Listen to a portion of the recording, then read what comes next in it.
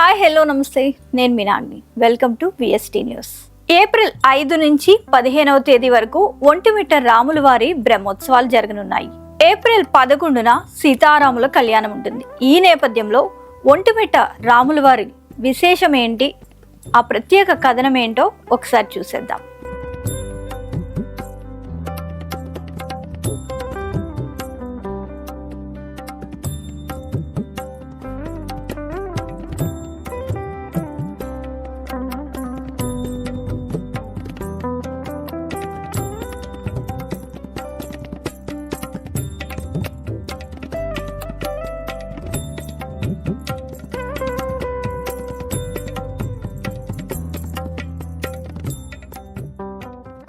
ఒంటిమిట్ట రామాలయం విశేషాలు. ఆంధ్రప్రదేశ్ కడప జిల్లాలోని ప్రముఖ పుణ్యక్షేత్రం ఒంటిమిట్ట కోదండ రామాలయం. ఇది ప్రాచీనమైన విశిష్టమైన హిందూ దేవాలయం.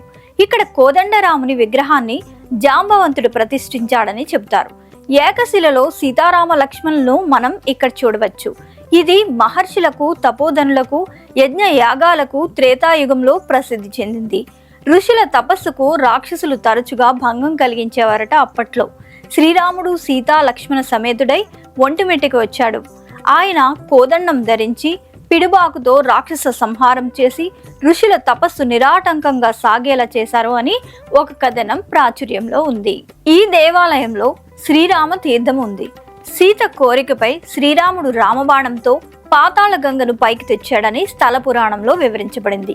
గోపుర నిర్మాణము చోళ శిల్ప సాంప్రదాయంలో అత్యద్భుతంగా ఉంటుంది. ఫ్రెంచ్ యాత్రికుడు టావెర్నియర్ 16వ శతాబ్దంలో ఈ రామాలయాన్ని దర్శించి భారతదేశంలోని పెద్ద గోపురాలలో ఈ రామాలయ గోపురం ఒకటి అని కీర్తించాడు. స్థల పురాణం రామ లక్ష్మణులు చిన్న పిల్లలుగా ఉన్నప్పుడు విశ్వామిత్రుడు వారిని తమ యాగ రక్షణకు తీసుకున్నాడని మనకు తెలిసిన కథనమే. కానీ సీతారామ కళ్యాణం జరిగాక కూడా అలాంటి సందర్భమే ఒకటి ఏర్పడింది. అప్పుడు మృకండు మహర్షి, శృంగి మహర్షి రాముని ప్రార్థించడంతో దుష్ట శిక్షణ కోసం ఆ స్వామి సీతాలక్ష్మణ సమేతుడై అంబుల పొది, పిడిబాకు, కోదండం పట్టుకొని ఈ ప్రాంతానికి వచ్చి యాగరక్షణ చేశాడని పురాణ కథనం చెబుతుంది. ఆయా గ్రామాల మీద వచ్చే ఆదాయాన్ని రథం నిర్మించడానికి, బ్రహ్మోత్సవాల నిర్వహణకు, ప్రహారీ గోడల నిర్మాణానికి వినియోగించాలని తెలిపాడు. విజయనగర చక్రవర్తి సదాశివ రాయల ముఖ్యమంత్రి గుత్తియేర తిరుమల రాజు కుమారుడు నాగరాజ దేవ నాగరాజు విరాళం అందజేసినట్లు కూడా చారిత్రక ఆధారాల మూలంగా తెలుస్తోంది. ఏది ఏమైనా ఈ ఆలయం చారిత్రక పౌరాణిక ప్రాశస్త్యాన్ని సంతరించుకున్న చక్కని దేవాలయం. ఒంటిమిట్టలో రాములోరి కళ్యాణం రాత్రే ఎందుకు చేస్తారు? ఒంటిమిట్టలో పున్నమి వెన్నెల్లో రాములోరి కళ్యాణం నిర్వహిస్తారు.